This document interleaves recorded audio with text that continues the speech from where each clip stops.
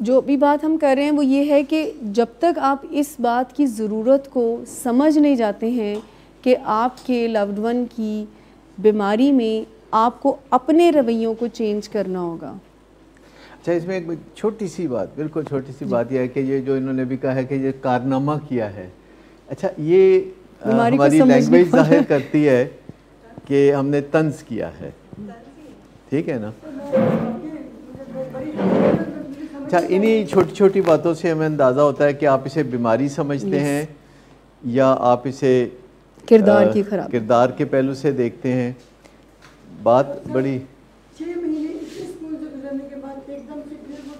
नहीं, तो ये तो साइंस कहती है ना कि ये रिलैप्सिंग और रिमिटिंग डिसऑर्डर है। गौर से सुनिएगा कि ये बीमारी में गिरना और निकलना और गिरना और निकलना, फिर निकलना ज़्यादा, गिरना कम, फिर निकलना निकलना निकलना, फिर गिरना और फिर निकल जाना, ये इस तरह है। रिलैप्सिंग एंड रिमिटिंग का मतलब ये है कि ये बीच में गोते खाने का मामला दुनिया भर में तस्लीम शुदा है। अब जब हम उसमें ये कहते हैं कि अब मैंने बसना नहीं, मैंने खुला ले लेना है, तो इसका मतलब है कि हम बीमारी नहीं समझ रहे, हम कुछ और समझ रहे हैं, चले कुछ और। पर अपेरेंटली मुझे जहाँ तक ख्याल है कि आप सिर्फ हमारे साथ इन टच हैं इसके नशे के मामले की वजह से। मेरा ख्याल है कि आप तवीज़ तो नहीं करा रहे हैं, तवीज़ तो नहीं करा रहे हैं। अच्छा, कोई मन्नतें तो नहीं मान रहे हैं। अच्छा, अगर ये आप खालसतन इसे डॉक्टरी मामला समझ रहे हैं तो हम बज़ाहिर ये फ़र्ज़ कर सकते हैं कि आप इसे बीमारी समझते हैं, लेकिन फिर हमारे इस अकीदे को चोट पहुंचती है जब आप कहते हैं कि ये जो इसने कारनामा किया है, ठीक। मतलब ये आपको यूँ कहना चाहिए कि ये जो अब दिल शिकन यानी दिल तोड़ने वाला वाक़या हुआ है, ये जो दिल शिकन वाक़या हुआ है, नहीं उसके लिए मैं आपको बेहतर अल्फाज बता रहा हूँ ना कि ये जो अंदोनाक वाक़या हुआ है, ये जो दिल शिकन वाक़या हुआ है, उस चीज़ को यूँ बयान कर देना बेहतर है बनिस्बत के ये जो हमारा दिल तोड़ देने वाला वाक़या हुआ है या जिससे हमें बहुत सदमा पहुँचा है। क्योंकि मुझे तो सदमा पहुँचा है कि ऐसा हुआ, लेकिन मैं अब इस पे इसकी बैशिंग नहीं कर सकता। बैशिंग का मतलब है कि बुरा भला नहीं कह सकता। एक डॉक्टर मरीज़ को हमेशा याद दिलाएगा उसकी ज़िम्मेदारियाँ कि देखें आपकी ये ज़िम्मेदारी है, ये आपने स्ट्रक्चर में आना है। अभी हमारा एक पेशेंट है जिसने अपने घर वालों को कहा कि आप मेरा रोज़ यूरिन ले लिया करें, वो आपको ठीक मिलेगा, तो मुझे फॉलोअप पे जाने के लिए ना कहें। और उनके वालिदैन इस वजह से काफ़ी मुतमिन भी थे कि हाँ रोज़ यूरिन जो दे रहा है। तो मैंने बताया कि नहीं, यूरिन देना ना देना, लेना ना लेना ये हमारा काम है, इसको फॉलोअप में होना चाहिए। ये पहला ट्रैप है। देखिए, जब भी किसी बंदे ने आपके साथ कोई गलत काम करना होता है तो वो एकदम अपना सारा मामला खोल के नहीं रख देता। ये पहला ट्रैप होता है कोई, फिर एक दूसरा ट्रैप होता है, फिर एक तीसरा ट्रैप होता है। आपको ऐसे मौके ज़िंदगी में बहुत आए होंगे जब आपको लोगों ने कोई फंदे में फंसाने की कोशिश की होगी कि आप पैसे इन्वेस्ट कर दें, आपको 10,000 मिल जाएगा 1 लाख के ऊपर महीने का, या इस तरह कभी हुआ? होता है ना। मैसेजेस बहुत आते हैं। लोग जो हैं एक पहला फंदा फेंकते हैं और फिर देखते हैं कि कोई उसको निगलता है कि नहीं निगलता, और फिर दूसरा फंदा, फिर तीसरा फंदा। पहले फंदे पे ही समझदार लोग समझ जाते हैं कि नहीं, ये काम नहीं करना। ये जो हमारे पेशेंट्स हैं इनका दिमाग इंटेलिजेंट है, ज़हीन है, पर अक्ल नहीं है। माफ़ी चाहता हूँ आप सब बच्चों से। अक्ल होना एक और बात है, जहानत होना एक और बात है।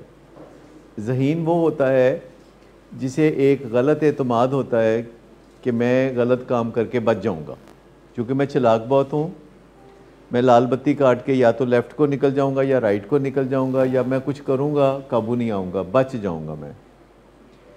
जहानत कहती है कि तू आगे बढ़, तू बच जाएगा, कोई मसला नहीं, तू एडा तेज़ आदमी है। और अक्ल कहती है कि तुमने गलत काम नहीं करना, आज शायद बच जाओ, कल फंस जाओगे। अक्ल कहती है मोहतात रहो, जहानत कहती है कि रिस्क ले लो, रिस्क ले लो। और बहुत सारी चीज़ें होती हैं जो कि ये फंदे के तौर पर फेंकते हैं। घर जाते ही कहना मसला कित्थे, मसला मंगाओ। हमारे पेशेंट ये करते हैं लिटरली, यहाँ से छुट्टी करके घर गए हैं तो घर जाके सब तो पहले मसला लभदे होंदे ने। अच्छा, यहाँ पे रहते हुए भी जाई नमाज मंगवा रहे होते हैं फैमिली हाँ। से कि जाई नमाज यहाँ से सेशन नहीं अटेंड करना, मैं नमाज पढ़ूँ, ये कोई करता है? करता है कोई ऐसा? वही तो मैं बता रहा हूँ ना कि सेशन नहीं अटेंड करना, मैं नमाज पढ़ लूँ। अब दुनिया का कोई भी बंदा अब आपको कुछ कह नहीं सकता, क्योंकि आप नमाज पढ़ने जा रहे हैं। अब वहाँ 2 मिनट, 1 मिनट, लेकिन असल बात तो कुछ और है। असल बात तो ये है कि अगर आपने खाना भी खाना है तो पहले खाना खा लें, तो फिर नमाज पढ़ लें। अल्लाह तो सब जानता है ना कि अगर आपने खाना भी खाना है तो हुक्म है कि पहले तुम खाना खा लो और फिर तुम नमाज पढ़ लो। यहाँ तो आपकी ज़िंदगी का मामला है, it's a matter of your life. और अगर आप लेट भी हो जाएं, कज़ा भी हो जाएं और फिर जाकर नमाज आप पढ़ लें, तो अल्लाह तो जानता है ना, उसे तो पता है ना सारी बातों का, नीयतों का पता है। लेकिन ये बात बहुत अच्छी लगती है हम सबको कि पहले मैं उम्रा ना कर रहा हूँ, वापसी पे फिर मैं कर लूँगा। एक पेशेंट जो इस्लामाबाद का गया तो उसको कहा कि इस्लामाबाद में जाके अपना फॉलोअप शुरू कर दो, और उसने कहा कि नहीं, मैं एक्चुअली लाहौर में करना चाहता हूँ फॉलोअप, और वो जुमेरात से करना चाहता हूँ। तो मैंने कहा पीर मंगल बुध इस्लामाबाद में कर लो ना, फिर लाहौर में शुरू करो, तो फिर इस्लामाबाद वाला छोड़ देना। पर नहीं, इस्लामाबाद नहीं किया, जुमेरात तक कि मैं लाहौर ही जाना चाहता हूँ। फिर कहा कि तुम्हारे साथ और बच्चों के साथ टाइम ज़्यादा नहीं गुजारा, बहुत अरसा मैं रह के आया हूँ क्लिनिक में, तो क्यों ना नथिया गली और इधर उधर हो आए, उसके बाद शुरू करेंगे। अब खैर से कराची की सैर ना तुम्हें करा दूँ, और कराची आए हैं तो कहीं दुबई का ना चक्कर लगा लें, उसके बाद उम्रे की बारी आएगी। ये सारे ट्रैप हैं, ये सारे ट्रैप। आपको इस मामले में ये यहाँ पे आप आते रहते हैं, ये जो टफ लव प्रिंसिपल्स हैं, ये आपके घराने में खुशियाँ पैदा करने वाले प्रिंसिपल्स हैं। अच्छा, कई दफ़ा सेशन ख़त्म होता है तो आप में से कोई आके तो मुझसे बात करता है, एग्जैक्टली वो बात इस वक्त करने की होती है। मैं बारहा ये कहता हूँ कि ये तकरीब नहीं है, ये कोई लेक्चर नहीं है, ये कोई फंक्शन नहीं है। करते हैं, बात करते हैं इस पर, कोई बात नहीं। घर चली गई हैं तो जाहिर बात है उनको बारे में नहीं होगा ना आपके यहाँ रहना।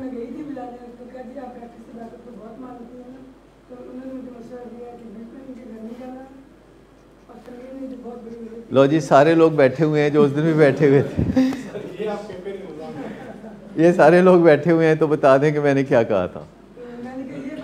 आप मुझे बताएंगी कि वो क्या कहना चाह रहे थे और मैंने उनको किस चीज़ पे कायल किया था।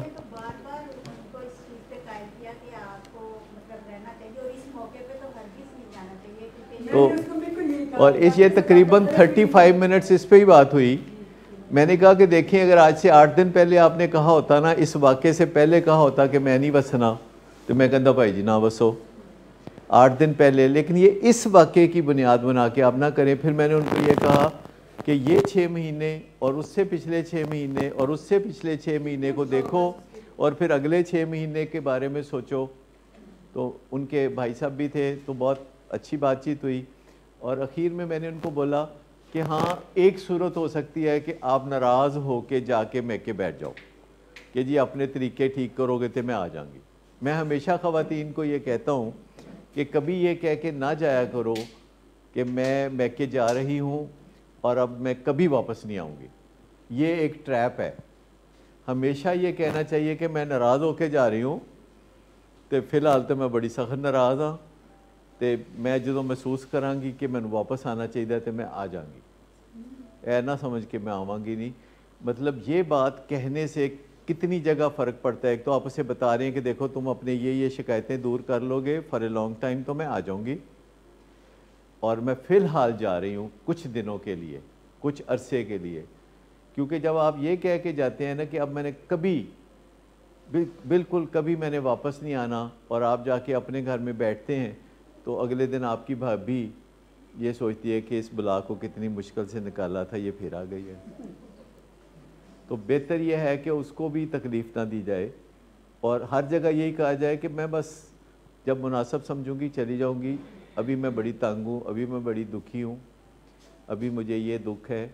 तो आखिर में मैंने इसको बोला कि अच्छा और कुछ नहीं तो तुम फिर नाराज़ होकर चली जाओ, और उसको बोलो कि ये मेरी शर्तें हैं कि अपना फॉलोअप ठीक करो, और अपना जो स्ट्रक्चर है उसको फॉलो करो, और अपने आप को बेहतर बनाओ, तो मैं आ जाऊंगी, क्यों नहीं आना, लेकिन आपको ठीक होना पड़ेगा। तो ये अखीर की बात। हाँ, क्योंकि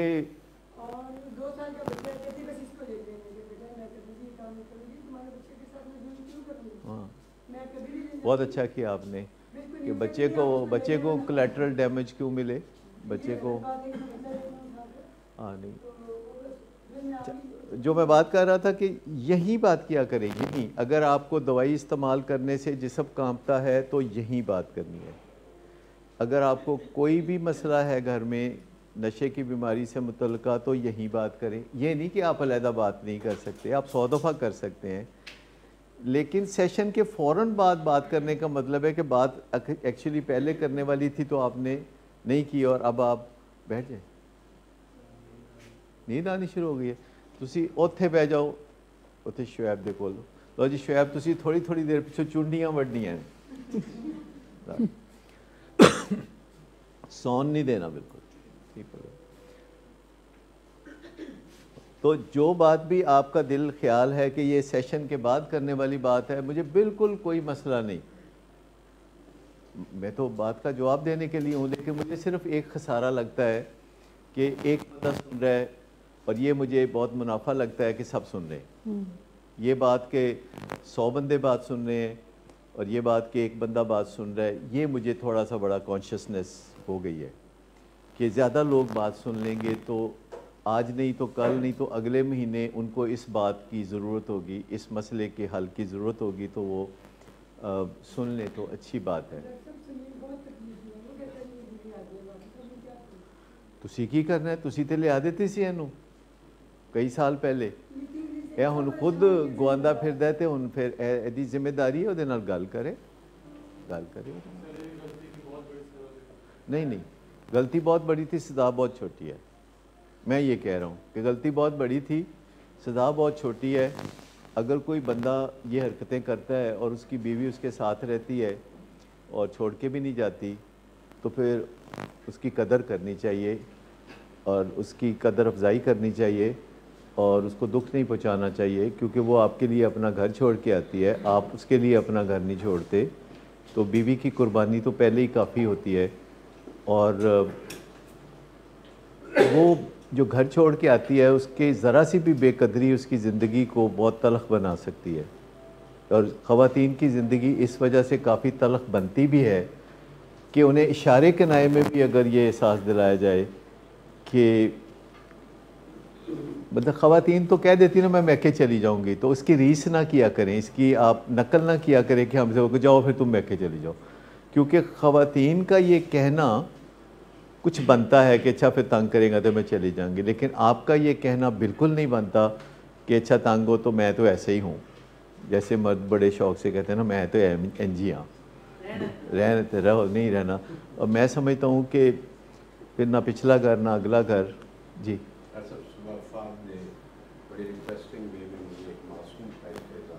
जी सिर्फ 2 सिगरेट पीने की इजाज़त दें। अच्छा, तो मैंने इन्हें कहा भी मेरी तरफ से तो इजाज़त नहीं। तो इनको किसने बताया कि आजकल सिगरेट की इजाज़तें आप दे रहे हैं? नहीं, तो मेरे पास भी अभी ये ठेका नहीं आया, अभी मैं भी अपॉइंट नहीं हुआ सरकारी मेरे ख्याल में तौर कोई पर। फॉलोअप का पेशेंट ये ठेके मेरे ख्याल ले रहा होगा। नहीं, हम तो कहेंगे कि आपने बिल्कुल इजाज़तें नहीं देनी, कोई इंडोर्समेंट नहीं देनी, इंडोर्समेंट बिल्कुल भी आपने नहीं देनी। और ये जो बीच में शामिल हो जाते हैं ना, हम इजाज़तें देना शुरू कर देते हैं कि अच्छा चलो, हम समझते हैं कि जो सौदा मुकेगा वो सौदा चलेगा। यहाँ चलता चलता कोई नहीं है सौदा, लिहाजा इस तरफ जाना ही नहीं है, इस पिंड जाना ही नहीं। तो छोटी छोटी बातें जो है ना, जो कि आपको ये तंग करते हैं ना पेशेंट्स घर में, क्योंकि आपके पास जवाब कोई नहीं होते रेडीमेड, आप भले मानस से हैं, आपने वो कुछ नहीं देखा होता गलियों में जो इन बच्चों ने देखा होता है, आपके फ्रेंड्स भी उस तरह के नहीं होते जिस तरह के काउंसलर फ्रेंड्स होते हैं इनके, जो कि माँ बाप को तंग करने के नफीस तरीके बताते हैं। तो आप पहले तो सबसे ना आप अपने आप को थोड़ा भला मानस मान लें, थोड़ा मासूम मान लें, है कि नहीं? आपको लगता है कि आपके बच्चों की निस्बत आप में वो लुत्फुत नहीं है? लुत्फुत समझते हैं? ये समझते हैं कि नहीं समझते? जी, अंग्रेजी में उसको कहते हैं स्मार्ट नहीं है, उर्दू में उसको कहते हैं कि वो चालाकियाँ नहीं है, पंजाबी में उसको कहते हैं वो लुत्फुत नहीं है। आपको लगता है कि आप बड़े तेज़ हैं, बच्चे से ज़्यादा तेज़ हैं? नहीं लगता। मतलब कई दफ़ा तोते उड़ जाते हैं और आप पकड़ते पकड़ते रहते हैं तोते।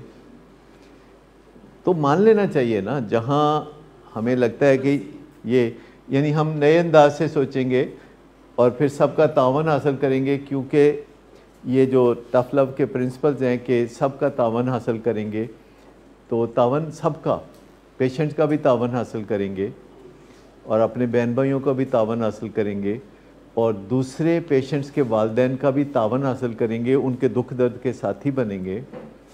और अगर आप अपने बेटे को समझा रहे हो और 4 आपके हम उम्र दोस्त या भाई या रिश्तेदार भी बैठे हों तो फ़र्क पड़ता है। कल्ले बंदे नूं तो चंदा कोई नहीं देता, एक 4, 5, 6 बंदों का इफ़ेक्ट होता है। और बच्चे ये यूज़ करते हैं, कई दफ़ा वालिदैन से इजाज़त नहीं मिलती तो बच्चे फिर अपने दोस्तों को लेके आ जाते हैं कि जी आंटी इनको इजाज़त दे दें, अंकल इनको इजाज़त दे दें, सिफारिश करते हैं आंटी आंटी करके, अंकल अंकल करके, और कहते दाता साहब जाना है, दुआ मंगनी सारे ने, लाहौर कलंदर जीते, इस तरह की चीज़ें करते हैं ना बच्चे। तो वालिदैन फिर दूसरे बच्चों की इज़्ज़त रखने के लिए हामी भर लेते हैं। लेकिन अपने स्टैंड्स पे वैसे खड़े रहना चाहिए, क्योंकि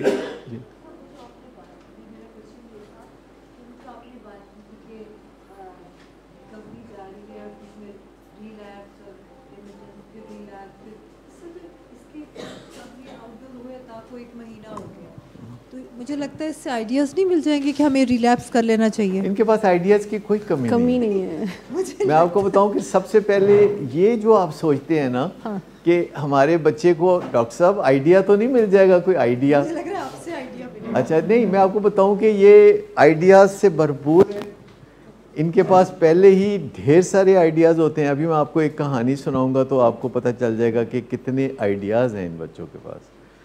और ये जो सोच होती है ना कि इत्थे आके इन्होंने पता लगेगा एक क्रिस्टल मैथ भी होंगी है, हाँ, इत्थे आके इन्होंने पता चलेगा कि एक कोकेन भी होंगी है, इत्थे आके पता चलेगा। नहीं, ऐसी कोई वजह, ऐसी कोई बात नहीं है, सब पता होता है। आजकल के जो बच्चे हैं वो बबांगे दखल ये कहते हैं कि आपको कहते नहीं तानू की पता होवे, आपको कहते नहीं तानू की पता, ये कहते रहते हैं ना तानू की पता, तो वो अपने दिल से ये बात कहते हैं क्योंकि उनको पक्का पता होता है कि जो उनको पता है वो तानू नहीं पता। वो तो कहते हैं कि काउंसलर और साइकोथेरेपिस्ट को भी नहीं पता। हाँ नहीं, बिल्कुल उनको भी नहीं पता, ये उनका ख्याल होता है और हमें इस ख्याल को संजीदगी से लेना चाहिए और पता करना चाहिए, जिसे कहते हैं ना पता करना चाहिए, फिर पता करते रहना चाहिए। और इतना कच्चा नहीं होना चाहिए, कानों का कच्चा नहीं होना चाहिए। हाँ, गलेबल। एक बच्चा है, उसने माँ बाप को कहना शुरू किया कि वो क्लास में एक लड़की है, वो मेरी फ्रेंड है, बस वी आर जस्ट फ्रेंड्स। तो माँ बाप कहते हैं हाँ बस जस्ट फ्रेंड ही रहना, ऐसे तो ज़्यादा कुछ ना रहना। तो वो कहते हैं हाँ हाँ वी आर जस्ट फ्रेंड्स, और कोई बात नहीं है। मैंने कहा मैं आपको बता दूं, मेरा फ़र्ज़ है कि माँ बाप को मैं हर चीज़ से बाखबर रखूं। मेरा फ़र्ज़ है कि माँ बाप को मैं हर चीज़ के बारे में बताता रहूं। क्यों जी? मेरा फ़र्ज़ है कि मैं माँ बाप को हर चीज़ के बारे में मतलब आपकी कोई गर्लफ्रेंड हो तो आप बताएंगे अब्बा को? जी अभी तक नहीं है, अगर हो जाए तो बता देंगे। क्या बताएंगे? कि मेरी गर्लफ्रेंड है, या आप कहेंगे कि नहीं वैसे ही वाकफ़ है, क्लास फेलो है? तो वालिदैन कहते हैं अच्छा बस क्लास फेलो तक ही रखना, इससे आगे ना चलना। कहते हैं हाँ हाँ क्लास फेलो तक ही रखूँगा। कुछ दिन के बाद वो बच्चा कहता है कि वो जो लड़की है उसकी सालगिरह है, तो मुझे उसको गिफ्ट देना है, तो मुझे उसके लिए कुछ पैसे चाहिए।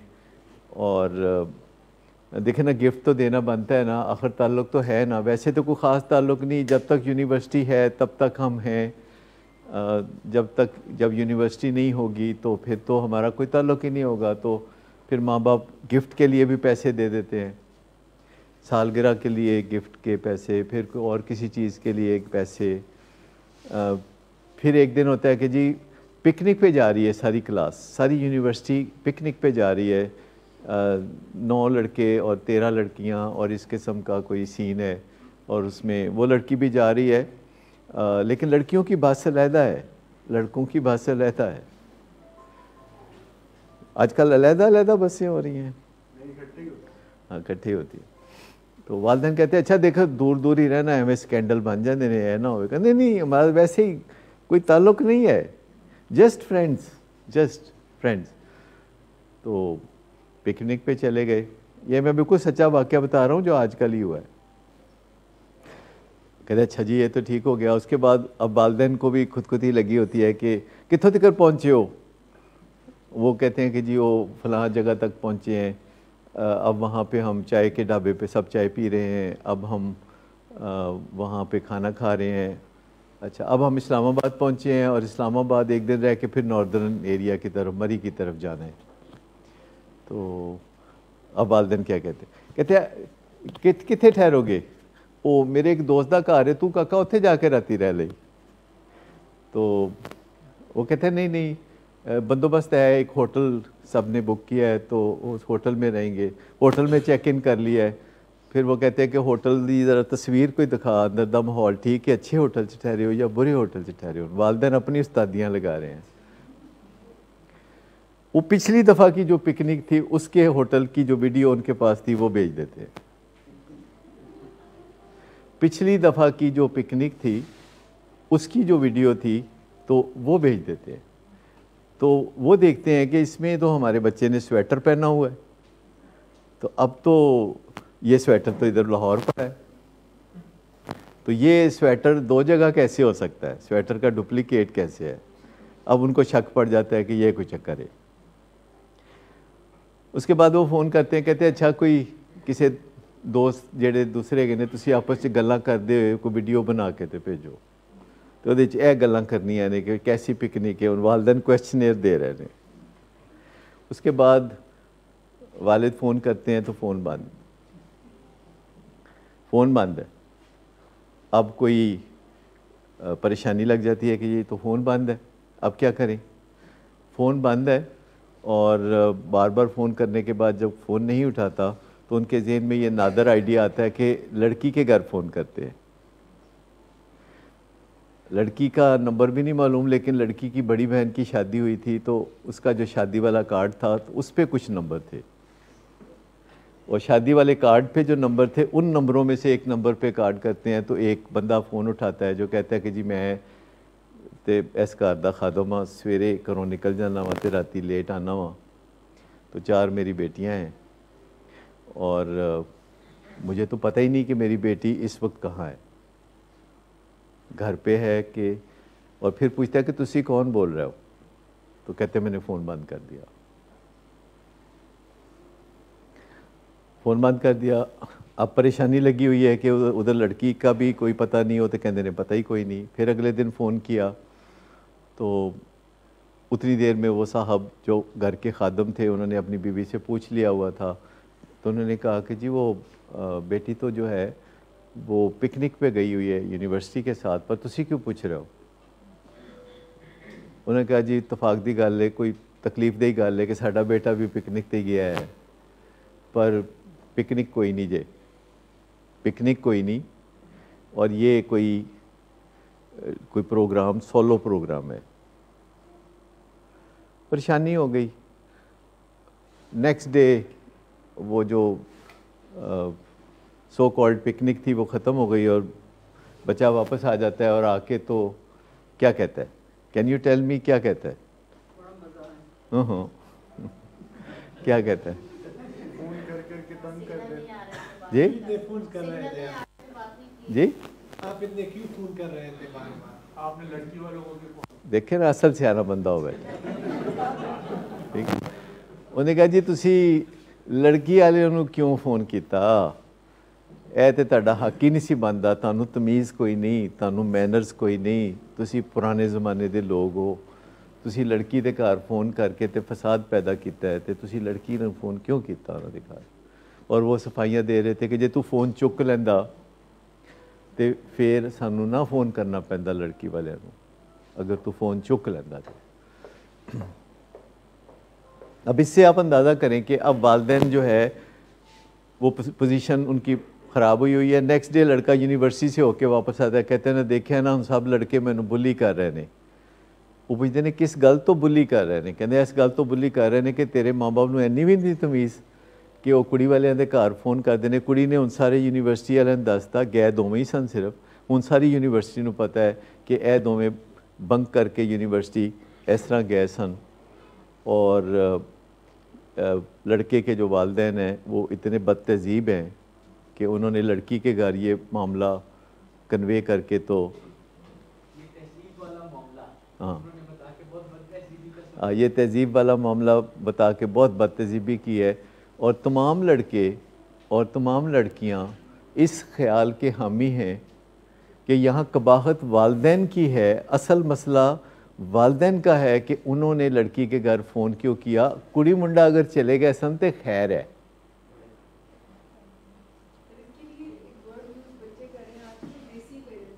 देसी पेरेंट्स और मेरा जिस्म मेरी मर्ज़ी। ठीक, तो अब वो लड़का कहता है कि आपने मेरा तो बहुत बेड़ा गर्क कर दिया है, क्योंकि 1.5 साल अभी मेरा और गुजरना है उस यूनिवर्सिटी में, तो लड़के तो मुझे बुली करेंगे। तो आप माजरत करें लड़की वालों के घर जाके और उनको बोलें कि हमें इल्म है कि हमारा लड़का बहुत सीरियस है, तो इंशाल्लाह अगले जहां जाके शादी करेंगे। तो ये चीज़ चल रही है। और फिर वो मुझसे मशवरा तलब कर रहे थे कि बताएं क्या करें इस मसले में। आप में से कोई बताएगा कि वालिदैन क्या करें? शादी कर दें तो अभी तो ना कमाने जोगा ना खाने जोगा, 1.5 साल अभी रहता है जी। तुसी समझ लो कि शादी हो गई है। हाँ, शादी तो हुण नहीं हो सकती, शादी तो हो गई है। हुण मैं तुसी दसो कि की करें, क्या करें? क्या बात कि ये गलत बात है। हाँ, इस तरह ये मुनासिब बात नहीं है। हाँ, और दोनों को एम्बेरसमेंट है। अगर आपको एम्बेरसमेंट है, हमें भी एम्बेरसमेंट है, हाँ। तो हमें अपने बेटे की तरफ तवज्जो देनी चाहिए, आपको अपनी बेटी की तरफ तवज्जो देनी चाहिए। पर बेटा कहता है कि देखो ना सिर्फ साल 1.5 साल की गल है, वरना मेरी तालीम अधूरी रह जाएगी। इस यूनिवर्सिटी दे हुण मैनूं बुली करनगे कि तुसी किड्डे बैकवर्ड लोग हो, पता नहीं पिछों मरासी हुंदे हो तुसी ਇਹ चीज़ों नूं मतलब माइंड कर दिओ जी। रुखसती हो चुकी है ना।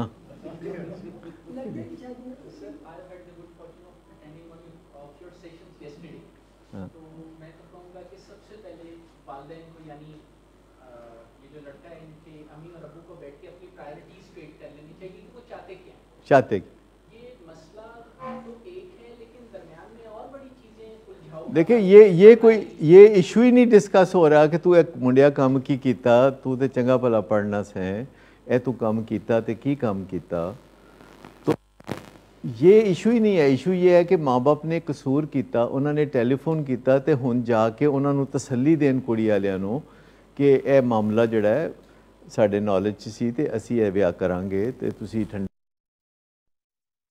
थोड़ी बहुत बेइज्जती कर रहे हो कुड़ी दी, और ना करो।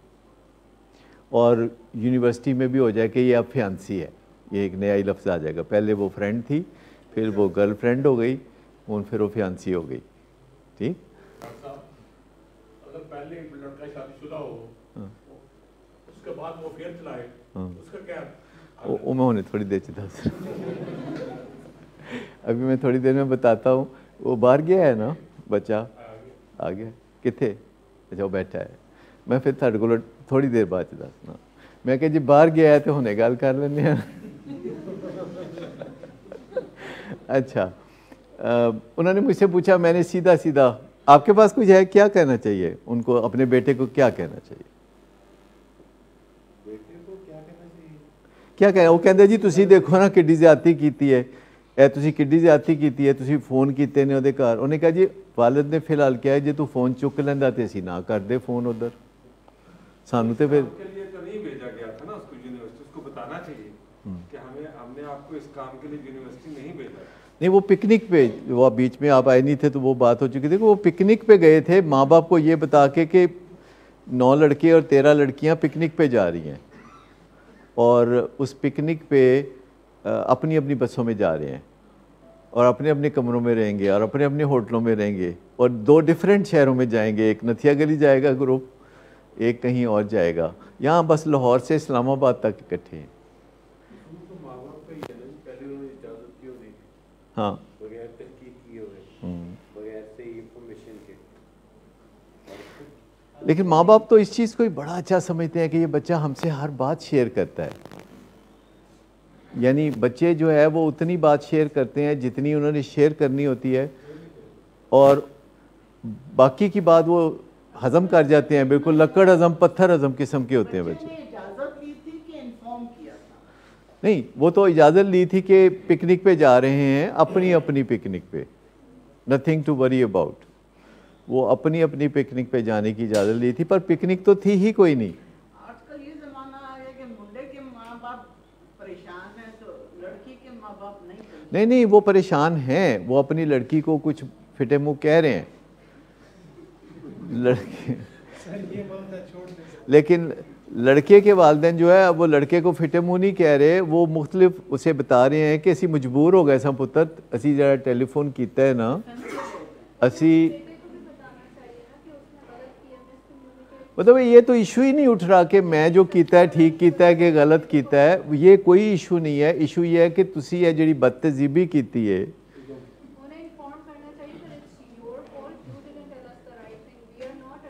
हाँ, अगरचे वो काफ़ी चूँकि समझते हैं अब इन चीज़ों को काउंसलिंग में होने की वजह से, तो कहते अच्छा फिर तुसी दस दिओ कि की कहना है। मैं कहा जी उस मुंडे नूं तुसी कहो कि असी तो पुलिस नूं इतला देनी है। मैं क्या इत्थों शुरू होवो कि असी तो पुलिस नूं इतला देनी है कि जी ए साडे मुल्क दे कानून दे मुताबिक जिहड़ा गलत काम होया है ए असी पुलिस नूं इतला देनी है। तो मैं कि जो तुसी पुलिस दा नाम लओगे तो तुहानूं क्या कहा जरूर डॉक्टर साहब ने दस्सिया है, तो मैं क्या इस गल तो मेरे को भेज देना, वो फिर मेरे को आ जाएगा तो मेरे नाल गल करेगा तो मैं आपे निबड़ लाँगा। तो बात सिंपल सी है कि वो कोई ख़ास मुश्किल नहीं होता। देखिए मेरे पेशेंट्स जो है ना, वो उनकी सबसे अच्छी बात यह है कि वो बात मेरी मानते हैं। माँ बाप नहीं जे मानते, जितनी बात मेरे पेशेंट्स मानते हैं ना, माँ बाप नहीं उतनी मानते। पेशेंट्स को तो मैं जो भी समझाता हूँ ना, आखिर में थैंक यू कह के उठते हैं। मैं आपको बताऊँ कि मैं रोज़ मिलता हूँ, रोज़ इनके फरमाइशी प्रोग्राम होते हैं जो कि मैं नहीं मानता। कोई सिगरेट मांग लेते हैं मुझसे, कोई कुछ कह लेते हैं, लेकिन मैं खुश हूँ कि वो आखिरकार मेरे साथ कुछ डील करके ही उठते हैं। मतलब अगर वो प्राडो गाड़ी की बात शुरू की है तो उन्होंने जॉगर्स से सेट हो जाना है। तो ये एक बहुत ज़बरदस्त बात है कि अगर ये है कि आप इमोशंस इसमें इन्वॉल्व नहीं होने देते। हाँ, तो जो पेरेंट्स होते हैं या हाँ, लव वन होते हैं उनके इमोशंस बहुत इमोशंस उनके इन्वेस्ट हो जाते हैं, इन्वेस्ट हो जाते हैं, और इमोशंस उनको फिर अंदर से सिंकिंग शुरू हो जाती है, बैठना शुरू हो जाता है दिल कि मेरा बेटा जो है मुझे अच्छा नहीं समझेगा, एक बात, मेरा बेटा दुखी हो जाएगा, मेरा बेटा ऐसे हो जाएगा। अब अगर जब वो कहता है कि अच्छा जी, वाले साहब कहते हैं मैंने तो पुलिस को बताना है कि इस तरह तुम घर से गायब रहे, और अगर मुझसे पहले मशवरा करते तो मैं उनको कहता कि उसे बताओ कि हम तो पुलिस में रिपोर्ट दर्ज करवा चुके हैं, अब उनको क्या जवाब दें।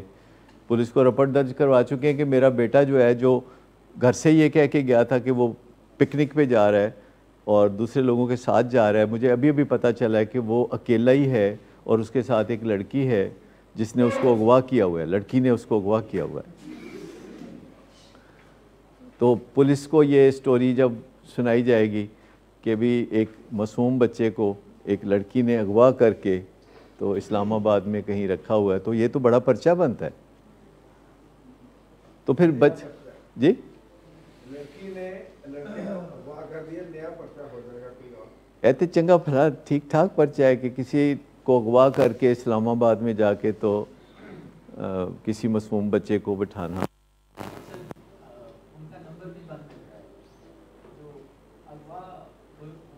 अच्छा, बंदे का नंबर ही बंद मिल रहा है तो इसका मतलब है अगवा तो वो हो चुका है। और अब एक ही तरीका है कि पता चलाया जाए, तेज़ी से पता चलाया जाए कि ये जो मोबाइल बंद है ये कहाँ पड़ा है, जो कि बहुत आसानी से पता चलाया जा सकता है और उन तक पहुंचा भी जा सकता है। उसमें लड़की के घर फ़ोन करना कोई इतना कोई ज़रूरी नहीं था। लेकिन जब लड़के को वालिद साहब संजीदगी से बड़ा सही मुंह बना के ये बात करेंगे तो बच्चा आगे से क्या कहेगा। ये आपके लिए फ़ायदेमंद चीज़ें हैं, ये रोज़ आपको ये ज़रूरत पड़ती है कि जब आप यहाँ से बात शुरू करेंगे कि भाई हमने तो कल को मुसीबत में नहीं फंसना, कल को कोई और ही नतीजा निकल आए, तो हमने तो पुलिस को इतला दे दी कि जी हमारा तो बच्चा अगवा किया, इसी तरह अपने बच्चे को बचाना है। सर ये इनिशियली तो उसका कुछ थ्रेटनिंग रवैया होगा, इमोशनल ब्लैकमेलिंग करेगा और आपको में गिल्ट प्रोड्यूस करने की कोशिश करेगा। लेकिन अगर आप इस चीज़ पे क्लियर हैं और आपका ये नज़रिया ये ठीक है तो फिर उसको समझ आ जाएगी। फिर वो क्या कहेगा, क्या कहेगा? यही कहेगा कि भाई ठीक है, कंप्रोमाइज करेगा, किसी न किसी चीज़ पे आप पे आएगा। फिर वो कहेगा कि तुसी ओदे घर फोन क्यों कीता? कभी भी नहीं कहेगा। फिर वो कहेगा कि ओदे घर जाके रिश्ता, फिर कहेगा घर जाके रिश्ता भी मंगो। आप उसको रियल पिक्चर दिखा देंगे, नहीं कहेगा। तो वो फिर वो ये नहीं कहेगा कि घर जाके रिश्ता मांगो, फिर वो कहेगा कि हुन दसो मैं की करा।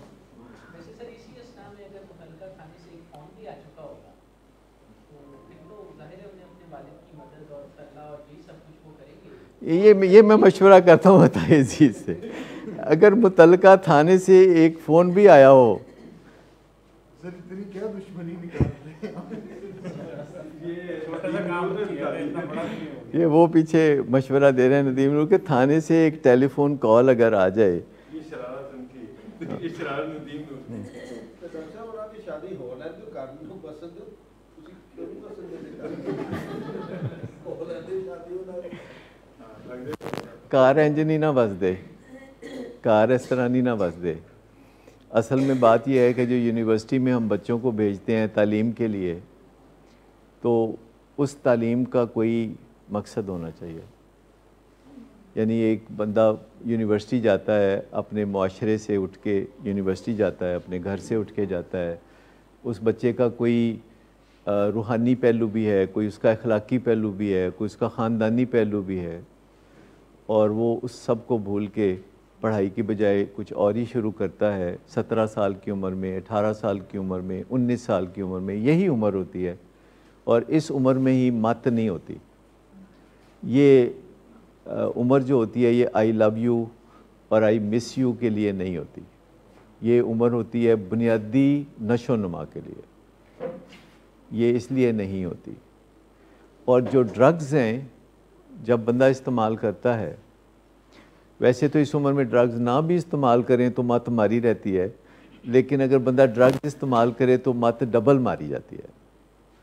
और बहुत सारे लोग अपनी ज़िंदगी को ख़राब कर लेते हैं टीन एज में लव यू मिस यू का खेल खेल के, और ये वो गलती है जो अगले 35-40 साल वो सुधार नहीं पाते, और ये गलती लिंगर ऑन करती रहती है। ये गलती उनकी ज़िंदगी में आगे गड्ढे खोदती रहती है, और आखिरकार जब उनको समझ आती है तो उम्र गुजर चुकी होती है। जिस रिश्ते की बुनियाद जो है वो इस एक्टिविटी से रखी जाए और झूठ से रखी जाए और दगाबाजी से रखी जाए, वो ज़्यादा देर नहीं, उसमें मुश्किलात ज़रूर होती हैं, उसमें कबाहतें ज़रूर होती हैं, चाहे वो कोई भी रिश्ता हो। लेकिन मुझे बताए 15-16 साल की उम्र में मेन ड्राइविंग फोर्स क्या होती है? Hormones. Main driving force hormone है। एनिमल ब्रेन ज़्यादा एक्टिव है। हाँ, जब तालीम मुकम्मल कर ले, जब बंदा रोटी कमा ले, फिर वो कह सकता है कि जी मैं प्यार करना है उनको। उसका एक पहलू जो आप बताते हैं ना, they live in the moment, हाँ, वो आगे इनका बयान नहीं हो, कहते आज अभी इसी वक्त 2 दिन 4 दिन, इसके अलावा नहीं। देखिए ना, जो ही एक बंदा तालीम मुकम्मल कर लेता है और रोज़गार में चला जाता है, पैसे कमाने लगता है, तो फिर वो कहता है कि जी अब मैंने प्यार करना है और मैंने फिर शादी करनी है और मैं इस जिम्मेदारी को उठाने के काबिल हूँ। जी,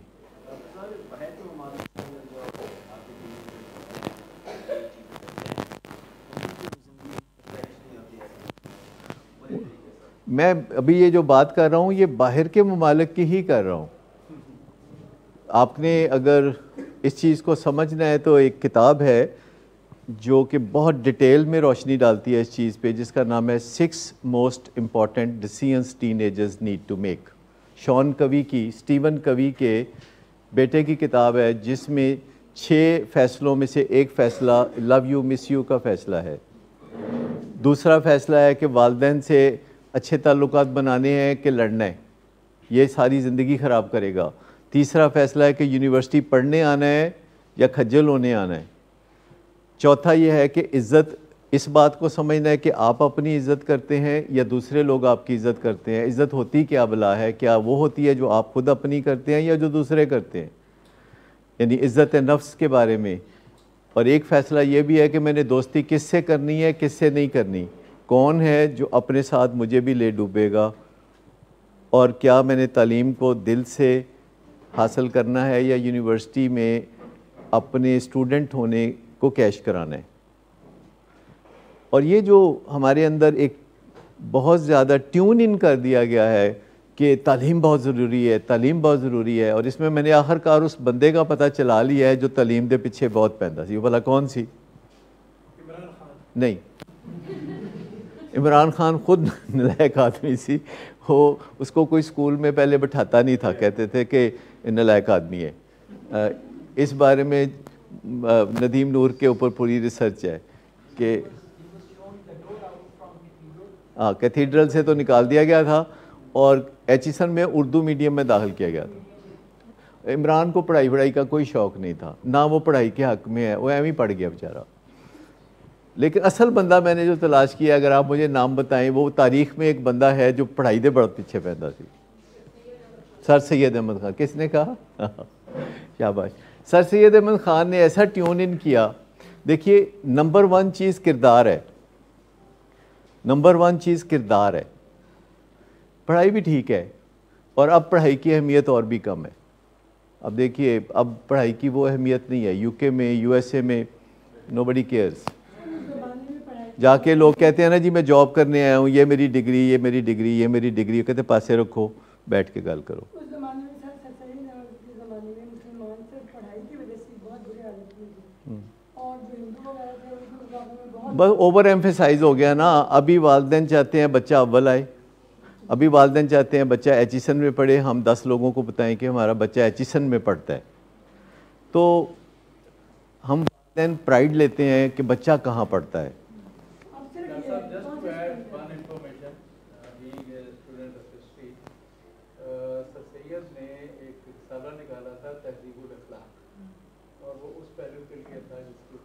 जी मैं कह रहा हूँ, तो तालीम के साथ उसने अखलाक की बेहतरी के लिए बहुत मेहनत की, कोशिश की, और उसमें मज़ामीन आते थे कि आप कैसे अपने अखलाक को सुधारें। देखिए, क्योंकि किरदार में पहली चीज़ इखलाक है कि अब बच्चा अपने माँ बाप के साथ बात कैसे करता है।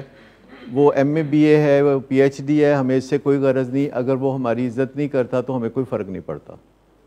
ये कि वालिदैन जो है उनकी ये सोच होनी चाहिए कि अगर मेरा बच्चा मेरी परवाह नहीं करता, ये भी एक नया नारा है, मेरा बच्चा मेरी परवाह।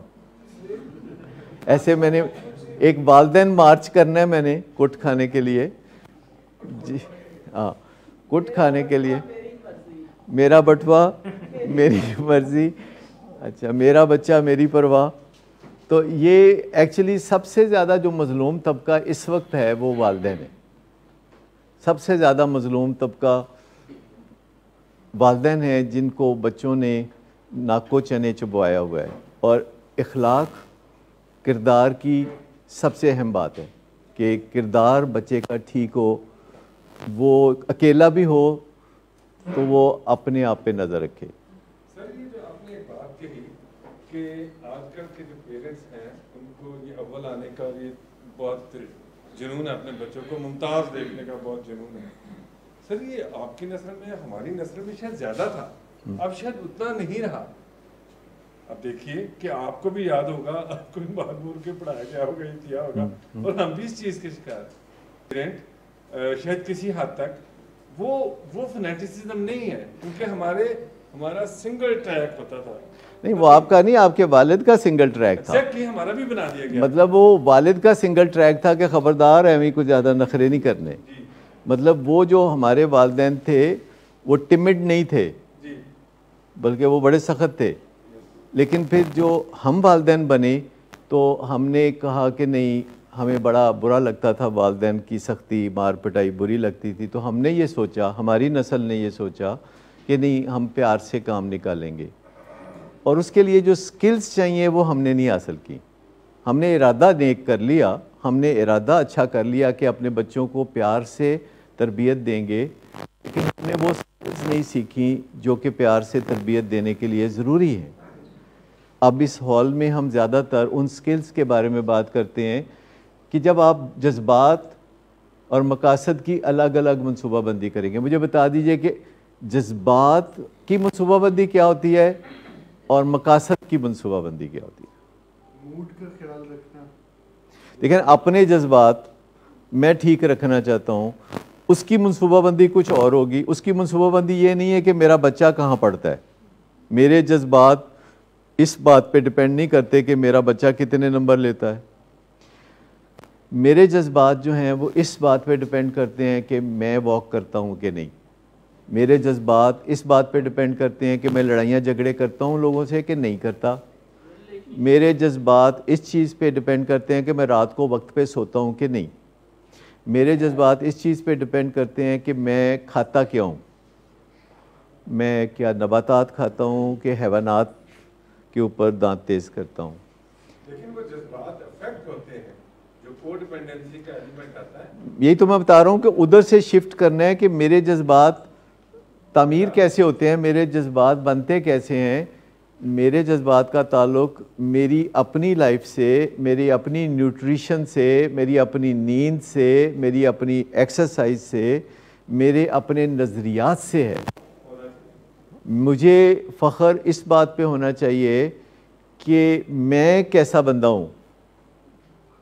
बस मुझे इस बात से बड़ी गर्ज होनी चाहिए कि मैं शीशे में देखूँ तो मैं कह सकूँ कि तुम अच्छे आदमी हो। ये है जज्बात की एक मनसूबाबंदी। और अपने मकासद की मनसूबाबंदी कि मेरा बच्चा पढ़ लिख जाए, ये मेरा मकसद है। मेरा बच्चा पढ़ लिख जाए, इसमें जज्बात कोई नहीं है। मेरा बच्चा पढ़ लिख जाएगा, अपने पाँव पे खड़ा हो जाएगा और मुझे अच्छी खबरें सुनने को मिलेंगी। वो अपनी बीवी के साथ अच्छी ज़िंदगी गुजारेगा, उसका कोई किसी जगह से मुझे कोई शिकायत नहीं आएगी। ये मनसूबाबंदी है अपनी औलाद की परवरिश की मनसूबाबंदी कि जब मैं उसको किसी लड़की से ब्याऊँगा तो वो रोती रोती या उसके वालिदैन रोते रोते मेरे पास नहीं आएंगे। ये मकासद है और उसके लिए मुझे अपने बच्चे को ज़िम्मेदार बनाना होगा। शुरू में ही उसको काम सौंपने होंगे, उसकी 4 में से एक बात मानूंगा, ताकि उसको तजर्बा रहे कि बात नहीं मानते तो तब भी कैसे अपने आप को सेट रखते हैं। और अगर कोई बच्चा दूध के लिए भी रो रहा है तो माँ को भाग दौड़ नहीं करनी चाहिए, ओलंपिक चैम्पियन बनने की कोशिश नहीं करनी चाहिए, आराम से नॉर्मली दूध बना के तो उसकी खिदमत में पेश कर देना चाहिए। भाग दौड़ नहीं करनी चाहिए, एमरजेंसी नहीं है ये, उसको दूध के बगैर कुछ देर रोने के तजर्बे में से गुजरने देना चाहिए। इसी तरह और भी चीज़ें हैं। मैंने देखा है कि घरों में खाना जो लोग खाते हैं तो जब वो खाने का हुक्म सादर कर देते हैं तो फिर बार बार वो ऑर्डर जमाते हैं कि हालात कर होया क्यों नहीं, और वो कभी नमक की शिकायत करते हैं, कभी मिर्च की शिकायत करते हैं, और बिल्कुल उनका रवैया होता है कि कोई उसमें वो कॉम्प्रोमाइज़ नहीं करते कि ख़वातीन को कहेंगे नहीं, टेक योर टाइम, आराम से कर लें। और जब ख़वातीन तेज़ियाँ दिखा रही होती हैं खाना बनाने में तो क्या गलती नहीं होगी, नमक कम या ज़्यादा हो जाएगा, खाना गर्म या ठंडा होगा, रोटी शायद गोल ना हो, तो इस चीज़ पे बड़े बड़े मसाइल होंगे। लेकिन अगर आप कहते हैं कि टेक योर टाइम, और आप में से कोई है जिसने कभी शिकायत ना की हो कि भाई नमक ज़्यादा है कम है, खामोशी से खा ले, थोड़ा तो मैंने पहले ही पता है। जी ये बिल्कुल गलत है जी बिल्कुल गलत है जी सर, ये जुर्रत ही नहीं हुई। वो एक बंदा कहता है आज मैंने फिर जुर्रत कर ही ली, कहता है जी आज मैंने फिर जुर्रत कर ही ली, तो मैंने सब घर वालों को बता दिया है कि आज से सिर्फ मैं अपने बर्तन धोया करूँगा, बाकी सब लोग अपने बर्तन खुद धोएं। तो मैं आपको बताऊं कि ये भला मानस होना चाहिए इस मामले में कि ख़वातीन को कहें कि खाना नमक क्यों ज़्यादा है, ये क्या पका दिया, आज फिर वही क्या पका दिया। वो हम घर में बचपन में स्कूल से आते थे तो अपनी अम्मी को पूछते थे कि क्या पकाया, तो इससे पहले कि वो जवाब दें क्या पकाया, कहते हैं मैं नहीं खाना। वो कहते कि नहीं खाना, तो हम फिर इधर उधर देखने लगते थे। तो ये जो आदतें हैं मर्दों की बिगड़ी हुई आदतें, ये तो कम से कम ठीक होनी चाहिए कि ठीक है, बाहर सारा दिन जब हम जाते हैं तो लोगों से कोई चिड़चिड़ाहट भी होती है, इरिटेशन भी होती है, उसका गुस्सा घर में आके बीवी पे तो नहीं निकालना चाहिए। ये नहीं मतलब कि ख़वातीन में कोई गलती नहीं होती, ख़वातीन भी अपने हिस्से का साबित ज़रूर करती हैं कि हम भी इंसान हैं, तंग करेंगे, लेकिन उनका कुछ ना कुछ तंग करना बनता है। मतलब वो स्पाइस ऑफ लाइफ है। यानी ख़वातीन बहुत ज़्यादा, मैं ख़वातीन को कहता हूँ एड्डी पला मानस नहीं होना चाहिए। इसके लिए हम एक लफ्ज़ इस्तेमाल करते हैं साइंटिफिकली, वो है एल्यूसिव होना चाहिए। एल्यूसिव, किसी को पता है एल्यूसिव होने का क्या मतलब है? एल्यूसिव फिसल जाना यानी कभी किसी बंदे को ये नहीं कहना कि मैं पूरी तरह फतह हो चुकी हूँ। हाँ, मतलब एक थोड़ा सा ये ज़रूर मैसेज दे कि do it more, do more. आपके ख्याल में ख़वातीन ये नहीं कह रही आजकल? नहीं, ज़्यादातर नहीं करती, जहाँ मौका मिले तो करती हैं। मेरा ख्याल तो वैसे हाँ, कुछ ना कुछ तो अपने होने का एहसास तो दिलाना ही होता है ख़वातीन ने। लेकिन ख़वातीन को तंग करने के ज़्यादा तरीके नहीं आते जितने के मर्दों को तरीके आते हैं ख़वातीन को तंग करने के। ख़वातीन को उतने तरीके नहीं आते। नहीं नहीं, ये सर पैराडाइम शिफ्ट की बात है। अच्छा, नहीं है गल ठीक। अच्छा, अगर वो तंग करने पे आ रहे हैं जी, अगर वो ये ठान ले तो उनसे ज्यादा लीथल कोई नहीं। लेकिन उनको ज़्यादा कोशिश नहीं करनी पड़ती, उनके जो मामूली हथियार हैं वो भी बड़े कारगर।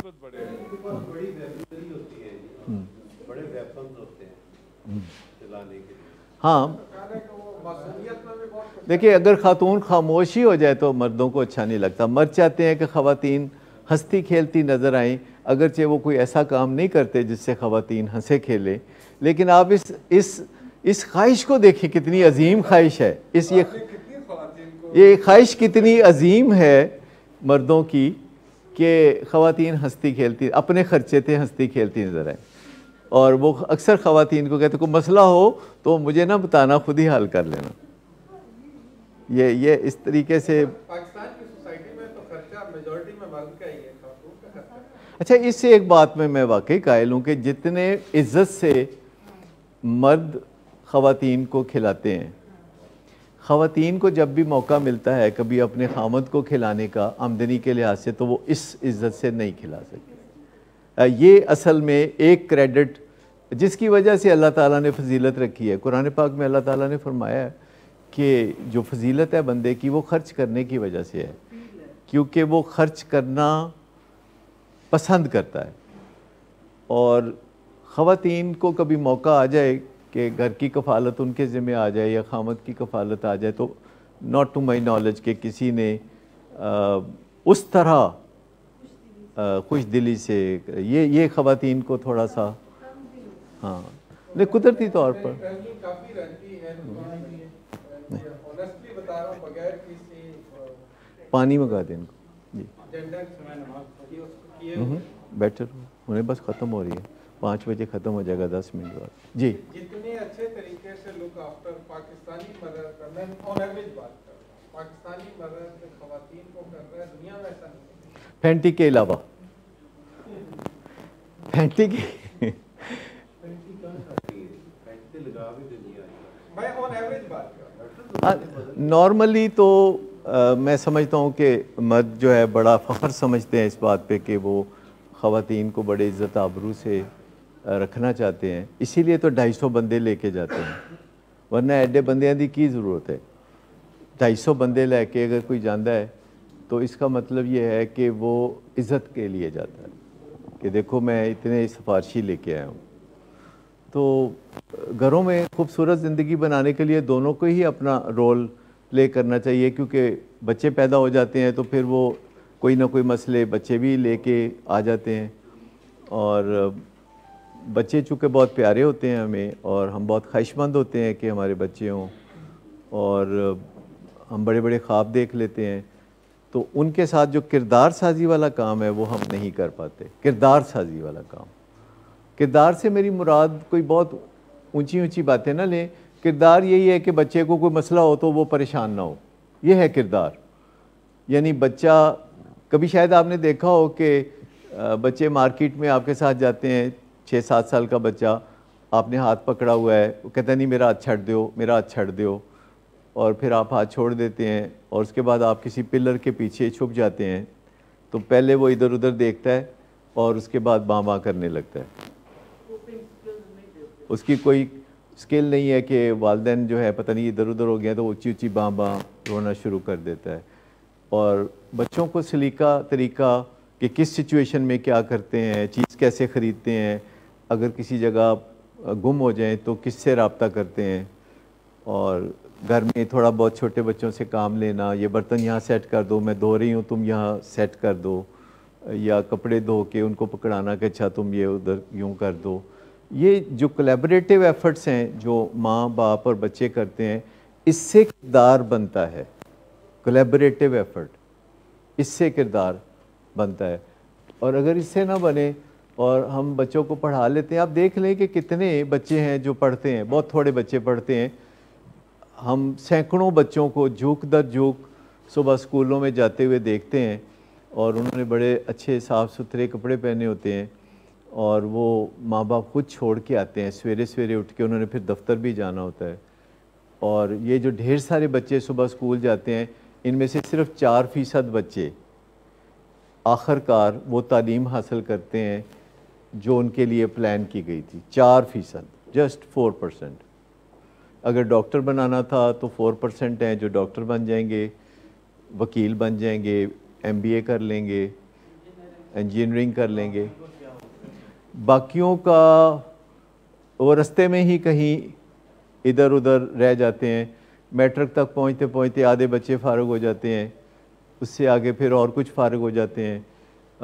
तालीम सारी दुनिया की, सारी ओवरऑल दुनिया की रेशो है, क्योंकि इसके पीछे मेरे ख्याल में कोई ब्रेन का मसला है। क्योंकि पढ़ने को दिल करता है कि नहीं करता, इसके पीछे कोई ब्रेन का मसला है। ये साइकोलॉजिकल मसला शायद नहीं है, मुझे इस बारे में नहीं ज़्यादा पता, लेकिन ये कोई ब्रेन का मसला है कि दुनिया भर में यही रेशो कमोबेश चलती है 4%, और अगर हम माहिरीन की मदद लें तो इसे 10% तक बढ़ाया जा सकता है। अगर माहिरीन की मदद किसी ना किसी अर्ली स्टेज पे ले ली जाए तो 10% बच्चे मंजिल पे पहुंच सकते हैं। 90% एनीवेज पहुंचते ही नहीं, वो कहीं रह जाते हैं और वो छोटे मोटे काम करते हैं, मेहनत मजदूरी करते हैं, या आवारागर्दी करते हैं, या वालिदैन के काम में शरीक हो जाते हैं। तो इस तरह होता है। लेकिन व्हाट अबाउट देम, जो 4% बच्चे अपनी मंजिल को पहुंच जाते हैं, LLB कर लेते हैं, डॉक्टर बन जाते हैं, इंजीनियर बन जाते हैं, इनका क्या बनता है? कैन यू टेल मी इनका क्या बनता है? जी ये खतरे में होते हैं। जी यही खतरे में होते हैं। खतरे में होते हैं, पर इनमें से कितने हैं जो लाइफ में अचीवर भी बनते हैं, और जो अचीवर बनते हैं 4%। फिर वो 4% का 4%। अब आप अंदाज़ा करें कि जो अचीवर्स होते हैं वो 4% का 4% होते हैं। अब आप अंदाज़ा कर लीजिए कि 100 में से 4 जो तालीमी तौर पर तालीम को मुकम्मल करते हैं, तो अगर हमें 100 बच्चे चाहिए जो तालीम को मुकम्मल करें, अगर हमें 100 बच्चे चाहिए तो हमें कितने बच्चों को स्कूल में डालना पड़ेगा? अगर हमें 100 बच्चे चाहिए कि जिन्होंने तालीम मुकम्मल करनी है, तो स्कूल में कितने बच्चे डालें? 4000।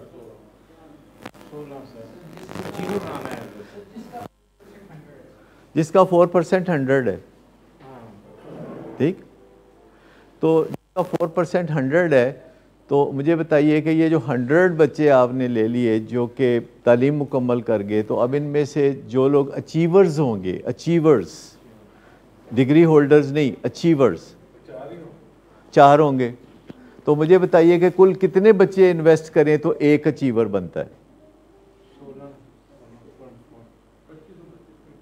जी 16,000।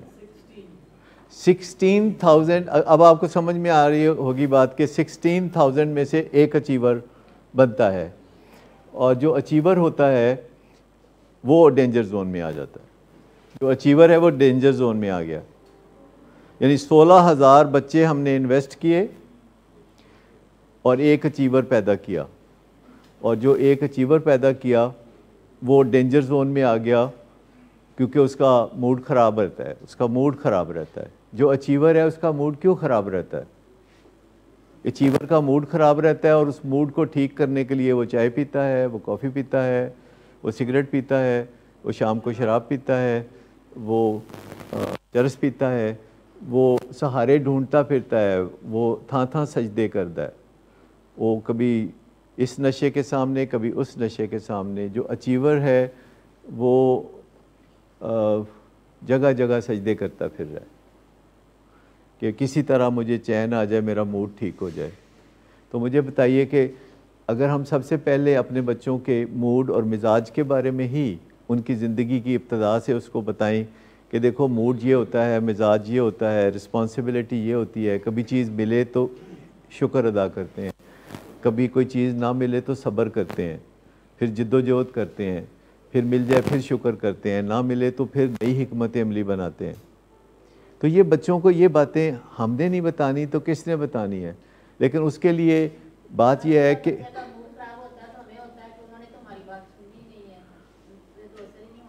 तो उनका मूड ठीक करने के लिए उनको दे देते हैं हम स्मार्टफोन, या उनको हम खिलौना ले देते हैं, या उनको हम बर्गर ले देते हैं, फिर वो कहते हैं आई लव यू मॉम, और ये हमारी कुल कायनात है, ये हमारी कुल कीमत है।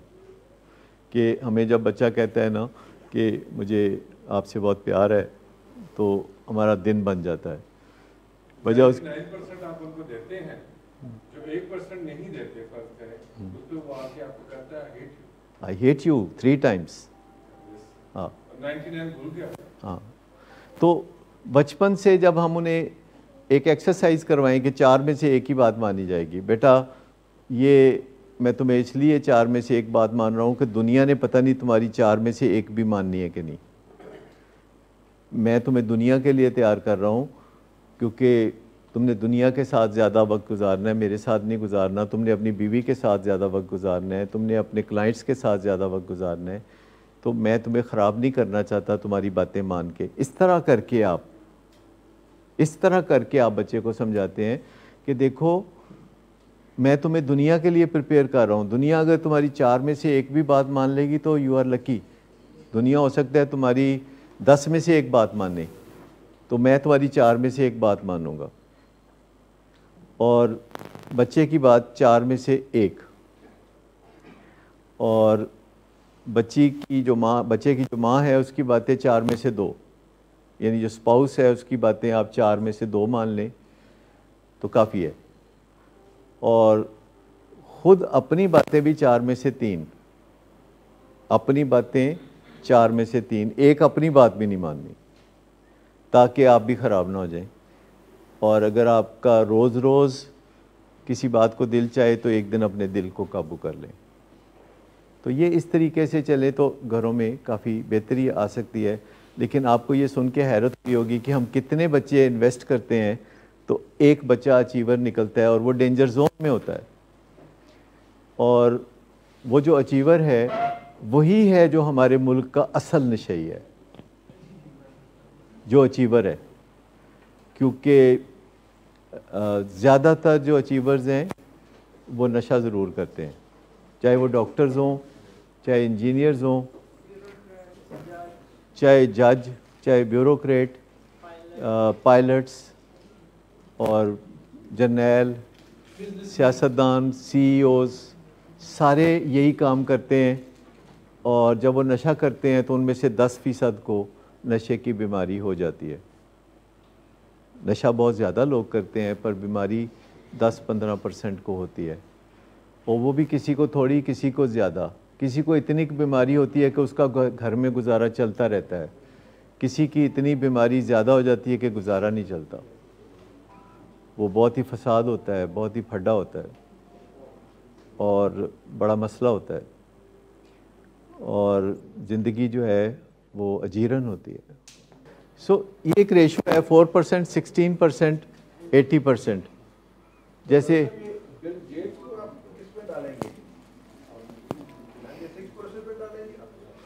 नहीं, तो आप तो उसे तालीम की वजह से गिन रहे हैं ना, तो तालीम याफ्ता तो वो था नहीं, ठीक है। तो वो अचीवर है ना, अचीवर है।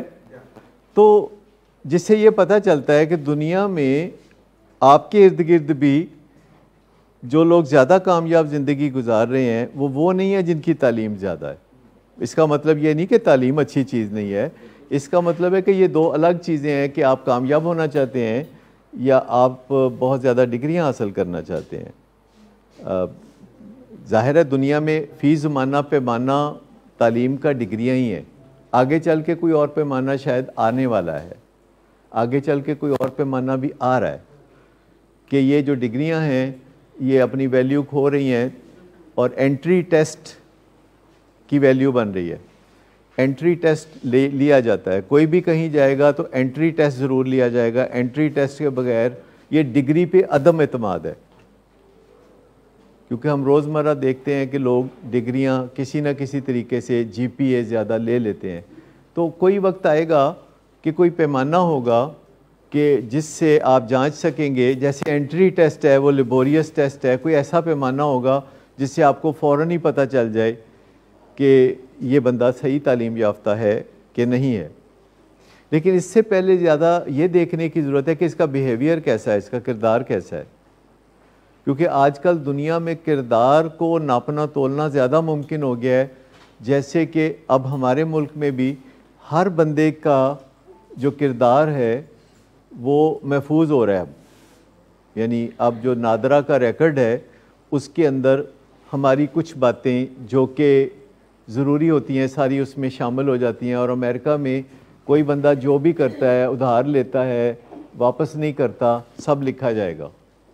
और अगर आप जाके तो उस बंदे के बारे में पता करना चाहते हैं तो आप पता कर सकते हैं कि ये बंदा क्रेडिबल है या नहीं है। लेकिन अपने घरों की हद तक तो हमें पता होता है कि हमारे ये 5 बच्चे हैं तो इनमें से कौन क्रेडिबल है, कौन क्रेडिबल नहीं है। लेकिन हम उनके साथ एक जैसा सलूक करते हैं जिससे कि बड़ी नाइंसाफ़ी पैदा होती है। जो क्रेडिबल है उसको हम रिवॉर्ड नहीं करते, और जो क्रेडिबल नहीं है सारी अनायतें, सारी शफ़क़तें उसके लिए करते हैं। जो बच्चे हमारे पास आते हैं, वालिदैन की सारी तवज्जो इनकी तरफ होती है। ये जो हमारे पास बच्चे आते हैं इलाज के लिए, घर में बाकी बच्चों को कोई नहीं पूछता, उनको कोई ना कोई हरकत करनी पड़ती है अपनी तवज्जो अपनी तरफ ले जाने के लिए। समहाउ वालिदैन जो है, वो जो बच्चा नशे की बीमारी में है, सारी की सारी तवज्जो, सारे का सारा प्यार, सदके बारी उसके लिए होता है, जिससे कि उसको सुधरने में बड़ी मुश्किल पेश आती है, क्योंकि वो समझता है कि मैं ऐसे ही बहुत अच्छा हूँ, मुझे ज़्यादा मेहनत करने की तो कोई ज़रूरत ही नहीं है। क्योंकि जब आपको रिवॉर्ड बग़ैर वजह के मिलता है तो बड़ी ख़राबियाँ पैदा होती हैं, क्योंकि वही चीज़ें फिर आप ज़्यादा करने लगते हैं कि जो पहले ही आपको नुकसान दे रही होती है चीज़ें। आपने, अब आपकी अम्मी चली गई हैं, मैंने कहा मौका देख के तो मैं ज़रा बात कर लूँ। ये सुना है कि इस वजह से किया था कि मैंने आपको कोई जॉब ऑफ़र किया तो आपने सोचा कि एक दिन मैं जॉब से पहले चिल कर लूँ, ये सही बात है? नहीं, ये एक उसका पार्ट था, ये पूरी हकीकत नहीं। मेरे ज़हन में प्लान पहले से था, मौका मिला, कहीं मेरे ज़हन में तकरीबकारी पहले से थी ये प्लान नहीं होता। अच्छा, और ये एक मौका था कि जिसमें आप भी ख्वाहिशमंद थे कि आप हमारे साथ काम करें, तो आपको लगा नहीं कि यार ये कहीं ख़तरे में ना पड़ जाए? बस एक इस तरह का था कि अब जाना है नॉन स्मोकिंग एरिया में, और ऊपर से एक मौका भी मिल रहा है, बस मिक्सअप हो के ना, पता नहीं क्यों। इसमें तावन किसने किया? कौन था जिसने कोई दावत दी? कैसे हुआ? मेरे पास डीलर का नंबर था। हाँ, मैंने उसे फ़ोन किया, उसने कहा मैं गया 1-2 बजे वहाँ पे। रात को 1-2 बजे? नहीं, दिन दोपहर को 1-2 बजे गया, इंजीनियर्स टाउन, पुराने कहानी से आके। अच्छा, इस दौरान किसी टाइम पे भी इस बात ने जोर नहीं मारा कि यार ना कर, बाज आ जा, ना कर? नहीं आया? यही था कि जल्दी जल्दी कर लो एक। अच्छा, फिर जब आप अस्पताल में होश में आए तो आपने पहला पूछा कि ये कौन सा अस्पताल है? आपको बताया गया कि ये जनरल अस्पताल कोट लखपत है। मुझे तो यकीन ही नहीं आया कि मेरे साथ हो क्या गया। नहीं, आपने कहा कि यार मुझे किसी अच्छे अस्पताल में तो कराना था, ये कहा था? हाँ, मैंने बस पूछा कि मैं कहाँ हूँ, कौन सा हॉस्पिटल?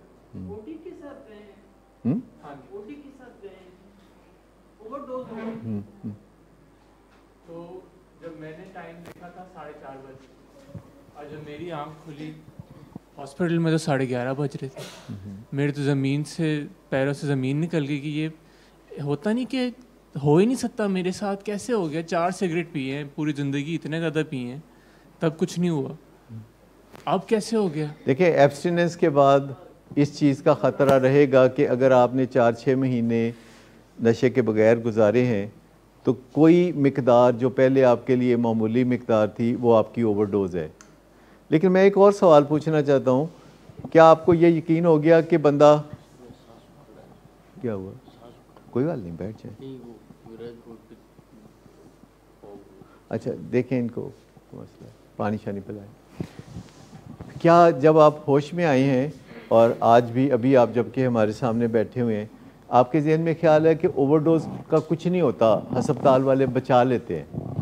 नहीं, मेरी तो आप इस तजर्बे में से गुजरे हैं ना? नहीं, आप तो इस तजर्बे में से क्लियर कट गुजरे हैं कि आपने ओवरडोज की, अस्पताल वालों ने बचा लिया? नहीं, अस्पताल वालों ने नहीं बचाया। मेरा ये पक्का यकीन हो गया कि ना मुझे दूसरा चांस मिला, और मैं हराम मौत से बच गया हूँ किसी तरह। कोई नेकी, कोई किसी की दुआ लग गई कि मैं होश में आ गया हूँ, नहीं तो मैं गया था उस दिन। जिस तरह मैंने उठ के बाद में बातें सुनी हैं डॉक्टर्स की, घर वालों की। देखें, आपके जो डॉक्टर्स हैं उनको तो पता भी नहीं था कि वहाँ जो डॉक्टर्स थे उनको बिल्कुल पता नहीं था कि ये हुआ क्या है। और इत्तेफाक से फिर आपकी फैमिली के एक बंदे ने उनको मेरे साथ टेलीफोन पे बात कराई, तो मैंने उनको बोला कि 6 टीके नलोरफोन के लगाएं, नलोरफेन के लगाएं, 6 टीके। उन्होंने कहा जी 6 टीके। मैंने कहा बातें नहीं करनी ज़्यादा, फटाफट लगा दो, क्योंकि उनके नज़दीक 6 टीके बहुत ज़्यादा थे। और मेरे नज़दीक चंद सेकंड बड़े अहम थे। तो उन्होंने फिर वो लगाए और उसके बाद जो है थोड़ी देर के बाद आप उठ के बैठ गए और आपने पूछा कि मैं कौन से अस्पताल में हूँ। लेकिन मैं आपको बताऊँ कि मुझे सबसे ज़्यादा ख़दशा इस बात का है कि कहीं आप ये तो नहीं सोच रहे कि यार कोई नहीं, अस्पताल वाले बचा लेते होते हैं। नहीं सर, यकीन माने मुझे एक दफ़ा करने की इतनी बड़ी सज़ा मिल गई, मेरी वाइफ मुझे छोड़ के चली गई, मैं 4 दिन से रो रो के पागल हो गया। ड्रामे नहीं सर, यकीन माने ड्रामे नहीं है सर। मैं नहीं मानता। 7 महीने। मैं एक बात मानता हूँ सिर्फ, क्या आपको पता है कि जो लोग भी ओवरडोज से अस्पताल जाते हैं उनमें से 9 वापस नहीं आते, 1 वापस आता है। ओवरडोज के साथ 1 to 10 की रेशियो है, 1 to 10। सर मैंने 7 महीने इतनी मेहनत की जिस काम के और लिए। पाकिस्तान में 700 लोग रोज़ाना इस अंजाम को पहुँचते हैं, 700। So this one was an exception, it is not the rule. बिल्कुल ऐसे। जब भी कोई ओवरडोज के साथ आता है तो एक्सेप्शन होती है कि वो बच जाएगा, ये रूल नहीं है।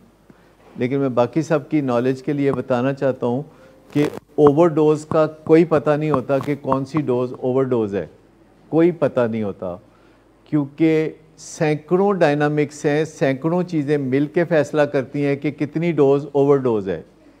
और ये आसान चीज़ नहीं है ओवरडोज के बारे में पता करना। किसी भी ड्रग की जो ओवरडोज है वो कितनी होती है वो कोई पता नहीं आज तक किसी को चल सका कि ओवरडोज कितनी होती है। जिससे इंजन बैठ जाए वो ओवरडोज है, जिससे CNS बैठ जाए वो ओवरडोज है, यानी सेंट्रल नर्वस सिस्टम जिससे बैठ जाए, वटा बैठ जाए। अबू अली सीना ने बड़ी कोशिश की थी पता चलाने की कि ओवरडोज क्या होती है, ओपीएम की ओवरडोज क्या होती है, और वो पता नहीं चला सका था, क्योंकि जिस दिन उसको पता चला वो मर चुका था। क्योंकि जिस दिन उसने वो डोज ली थी जिसको ओवरडोज कहते हैं, तो ही हैड ऑलरेडी डाइड। क्योंकि वो रोज़ थोड़ी सी ज़्यादा खा के चेक करता था कि अच्छा ए ओवरडोज होती है, अच्छा ए ओवरडोज होती है, और एक दिन व्हेन ही वाज डेड तो जो वो कागज़ पे लिख के तो खाता था तो दुनिया को पता चल जाए, लेकिन वो मालूमात ठीक नहीं थी। ओवरडोज वो नहीं होती एक बंदे के लिए जो दूसरे बंदे के लिए ओवरडोज होती है। सैकड़ों फैक्टर्स हैं कि जिस पे डिपेंड करती है overdose. The only best policy is this कि अपनी ज़िंदगी को मज़ेदार बनाएं और जाली दरगाहों पे सजदे ना करें। ये जाली दरगाह है, ये जो नशा है ये एक जाली दरगाह है, इस पे जाके सजदे ना करें। असल बात यह है कि ज़िंदगी के सामने सरेंडर करें, अपने वालिदैन, अपने बहन भाइयों के साथ। और मैं आपको बताऊं कि आखिरी खुशी आपको मिलती है अपने रिश्तों से। ये जिन लोगों की दौलत है उनको पूछें, उन्हें पता चलता है कि अच्छा दौलत भी आखिरी खुशी का बायस नहीं होती, रिश्ते आखिरी खुशी का बायस होते हैं। लोग कमाई में लगे रहते हैं, बच्चे तवज्जो चाहते हैं, उनको तवज्जो नहीं देते। फिर जब वो कमाई कर लेते हैं और बच्चों को आवाज़ देते हैं कि अच्छा आओ बताओ तुम क्या कहना चाहते थे, तो वो कोई मौजूद नहीं होते। तो ताल्लुक़ वास्ता, ये जो बीवी चली गई है तो कितनी दफ़ा गई है, कितनी दफ़ा आई है, ऐसे ही हुआ है ना। जाने की बात तो करती ही रहती है। तो यार इस थोड़े को काफ़ी समझना चाहिए ना। सर एक दफ़ा गलती हो गई, क्या करूँ अब? एक दफ़ा नहीं ना हुई, पहले तो आपको गलतियां बहुत हो गई हैं। सरेंडर करें, सरेंडर अपने अल्लाह के सामने, अपने वालिदैन के सामने, और अपने अंदर जो एक कॉन्शियस है उसके सामने सरेंडर करें ना। सरेंडर ये सर, मैं अल्लाह माफ़ करे मेरे जहन में रिलैप्स की सोच ही नहीं है कि मैं फिर कभी करूँगा भी।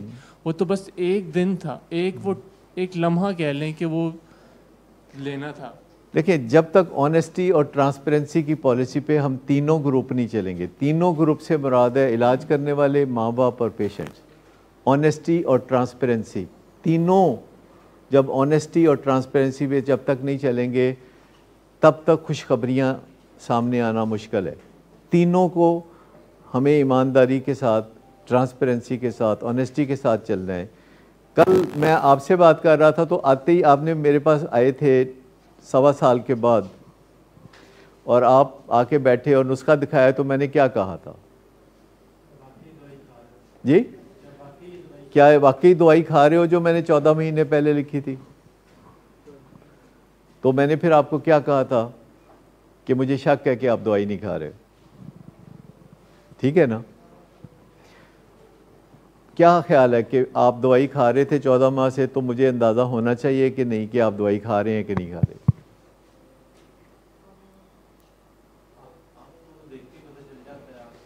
तो जब मैंने कहा कि आप दवाई नहीं खा रहे हैं तो आपने कहा नहीं मैं तो खा रहा हूँ। आपके अब्बा से मैंने पूछा कि ये दवाई खा रहा है कि नहीं खा रहा, तो उन्होंने कहा मैं तो बाज़ारों ले आके देना। मैं क्या ज़रूर ले आके देंदे होगे, पर खा नहीं रहा। कहते नहीं मैं दी बीवी नू क्या है इनू दवाई खवाया कर। मैं क्या कोई बीवी दवाई नहीं खवा सकती, ये नहीं खवा सकती। मैंने कहा नहीं ये दवाई नहीं खा रहा। और मैंने फिर इसके फादर को कहा कि 1 हफ्ता दवाई अब आपने ऐसे खिलानी है विदाउट अ फेल, गले में से उतरती हुई आपने देखना है। और अगर फिर भी थोड़ी मुश्किल हो तो वो जैसे भैंसों को दवाई खिलाते हैं, तो पता है आपको कैसे खिलाते हैं जी?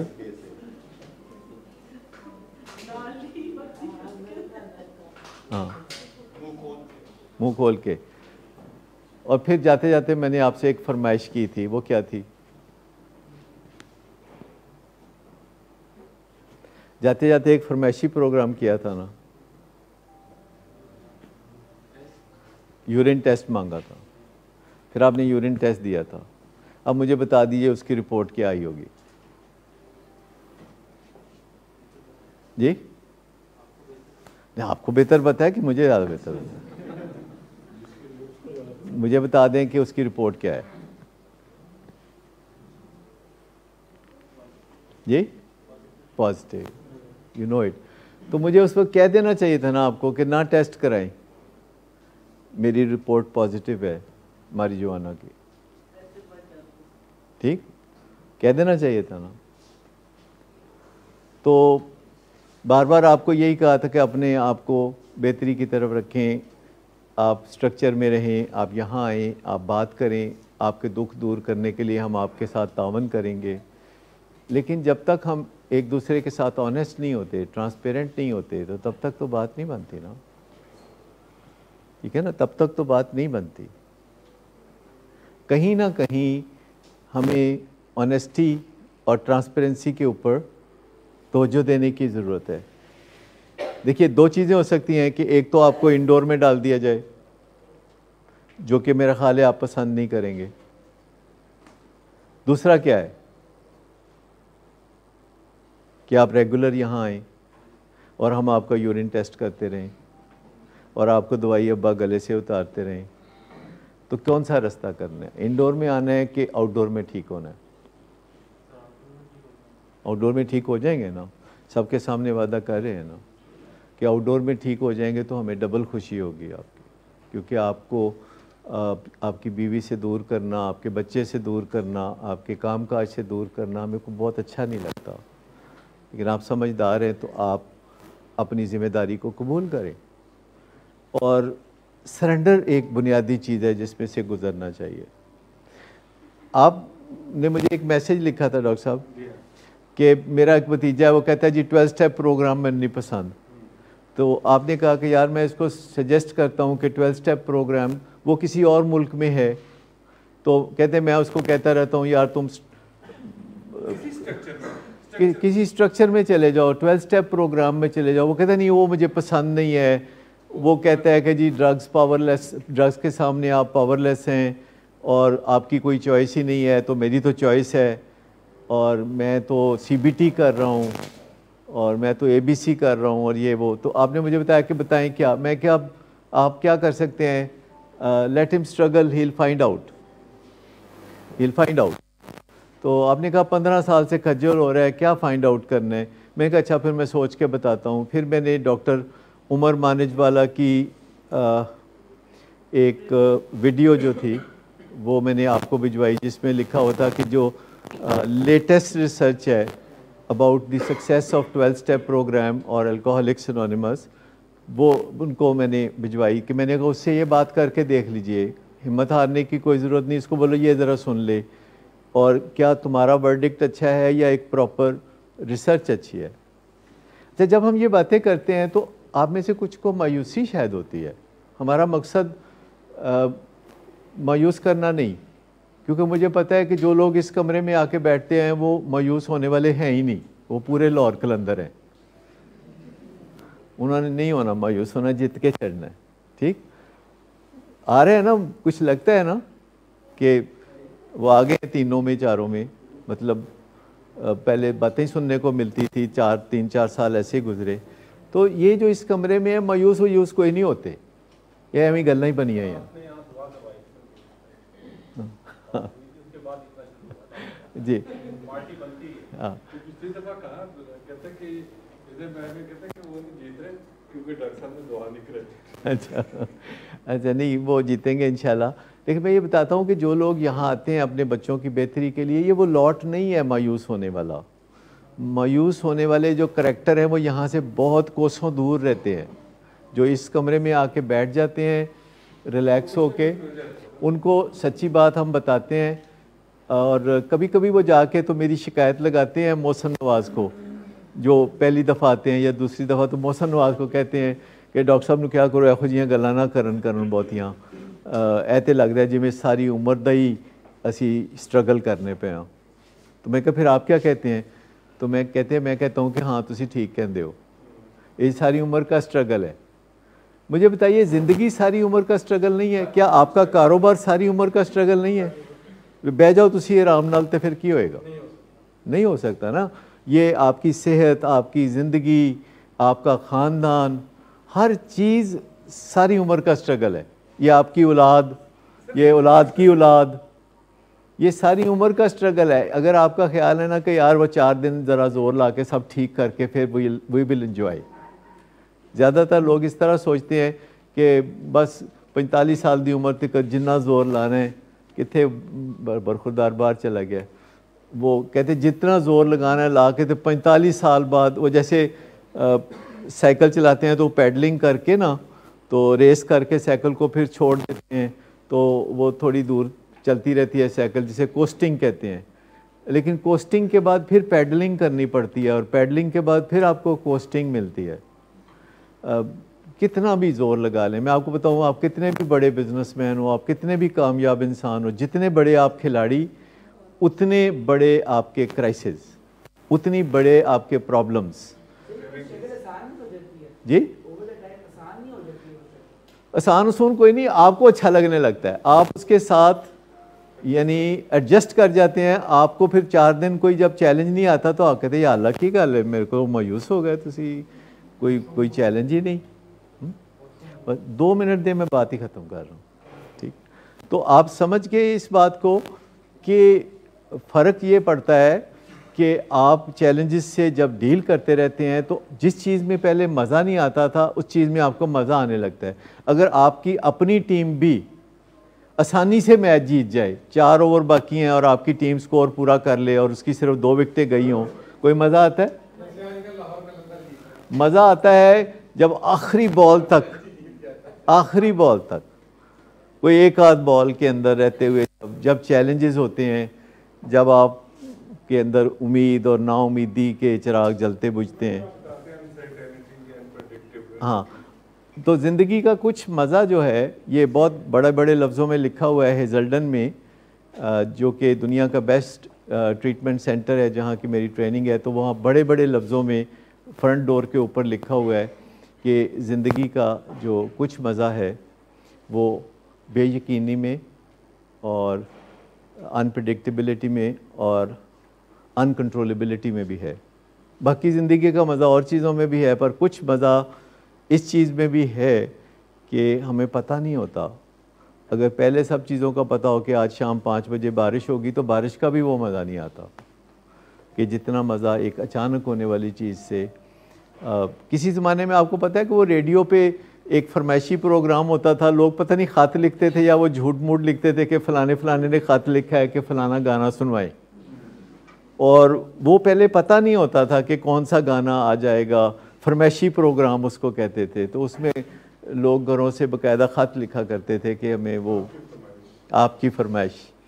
और लोग बड़े शौक़ से वो सुनते थे। अब हमारे पास हर वक्त ये एक चॉइस आ गई है कि हम कोई भी म्यूज़िक, कोई भी गाना, कोई भी चीज़ सुनना चाहें तो एक दो लफ्ज़ लिखेंगे गूगल पे तो वो आ जाएगा, लेकिन कदर रह गई उतनी। जब कंट्रोल हाथ में आ जाता है कदर थोड़ी कम हो जाती है। ये जो ज़्यादा खाते पीते घरानों के बच्चे हैं उनको मलाई बहुत बुरी लगती है, वो गोश्त की बोटी नहीं खाते। ये रोज़ रोज़ होता है ना, वो कहते हैं ये पैसे लगेंगे। बच्चे बड़े सियाने होते हैं ना, वो कहते हैं जामत दे इतने पैसे, खाना खाने के इतने पैसे और दूध वगैरह के इतने पैसे।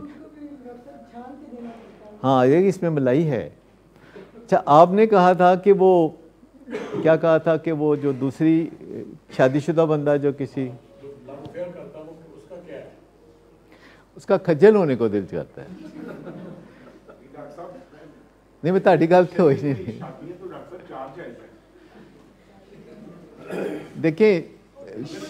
देखिए शरीयत का नाम हम तब इस्तेमाल कर सकते हैं जो हमारी ज़िंदगी शरीयत के सांचे में ढली हुई हो। पहली बात यह है कि हमें देखते ही कहें कि सुभान अल्लाह क्या मुसलमान है, तो फिर उसकी 4 शादियां हो जाएं और चारों बीवियां उसकी खुश हों और उनके साथ इंसाफ करे तो फिर ठीक है। लेकिन मैं आपको एक बताऊं, साइंटिफिक बात बताता हूं, मुझे ज़्यादा मज़हब का तो नहीं पता। साइंस ये कहती है कि इंसान बेसिकली मोनोगमस है। मोनोगैमस मतलब ये है कि एक के साथ एक। इंसान मोनोगमस है और दूसरे परिंदे जानवर वो पॉलीगैमस है। ये एक बड़ा वाज़ेह सा फ़र्क है कि जानवर क्यों पॉलीगैमस है, उनको कोई रिश्तों की पहचान नहीं और उनको कोई इस मामले में ज़्यादा तहजीब और तमीज़ नहीं, लेकिन इंसान मोनोगमस है। मोनोगमस जो होता है वही असल रिलेशनशिप होता है। बंदे की 2 बीवियां हों, 3 बीवियां हों, 2 गर्लफ्रेंड्स भी हों, वो सुखी नहीं हो सकता। सुखी हो सकता है जब उसका एक रिलेशनशिप हो जिस पे उस पर डिपेंड कर सकता हो और दूरी से उसको तकलीफ़ होती हो, वो उसकी आदत बन जाए, तो इसे हम एक मोनोगमस रिलेशनशिप कहते हैं। जो monogamy is like mahogany. Mahogany समझते हैं क्या होती है? हाँ, वो एक लकड़ी होती है, वेरी हाई ग्रेड। तो मोनोगमी जो है ये समझ आते आते बंदा गलतियां कर चुका होता है। प्रॉब्लम ये है गलतियां हम पहले करते हैं और समझ हमें बाद में आती है और फिर सिवाय पछतावे के और कुछ नहीं होता। तो वही किरदार वाली बात कि एक 14 साल के बच्चे को पता होना चाहिए कि मोनोगमी क्या है। 14 साल का बच्चा ये समझता है कि अगर 10 लड़कियों के साथ उसका इंटरेक्शन हो रहा है तो वो बहुत किंग है, वो बहुत प्रिंस है, वो बड़ी तोप चीज़ है, वो शहज़ादा है। लोग भी इसको कहते हैं। हाँ, लोग भी कहते हैं ये वो जो जंकी प्राइड। जंकी प्राइड है ना, जंकी प्राइड है। लेकिन हमें एक 8 साल के बच्चे को ये चीज़ें समझाने की ज़रूरत है, ख़ास तौर पर बेटे को। याद रखें, बेटियों को भी, लेकिन ख़ास तौर पर बेटे को ये समझाने की ज़रूरत है क्योंकि बेटे ने गलतियाँ करनी है, क्योंकि उसके अंदर कोई मैन्युफैक्चरिंग फॉल्ट रखी गई है। ये लड़कियों के अंदर अल्लाह ताला ने बहुत भला किया हुआ है, बड़ी मेहरबानी की हुई है, लेकिन लड़कों के अंदर थोड़ी सी एक रखी हुई है manufacturing fault, which will be tested. It will be tested as early as the age of 13. It will be tested. Testosterone. It will be tested. और वालिदैन को उसे इस ट्रैप से बचा लेना चाहिए। वालिदैन को चाहिए कि उसको समझा दें कि बेटा तुम्हारा वक्त आएगा और देखो तुम पहले ये कर लो, तुम फिर ये कर लो, फिर तुम ये कर लो, देखो फिर इस तरह तुम्हारी ज़िंदगी बनेगी, तुम्हें बड़ा मज़ा आएगा और तुम्हें अंदर से मज़े के चश्मे फूटेंगे। ये जो चीज़ें हैं ये वालिदैन उसे जब तसल्ली देंगे, क्योंकि एक वक्त होता है वो वालिदैन की हर बात मानता है और फिर एक वक्त होता है वो वालिदैन की कोई बात नहीं मानता। उस वक्त से पहले वालिदैन को बातचीत उससे कर लेनी चाहिए। थैंक यू वेरी मच, बहुत शुक्रिया।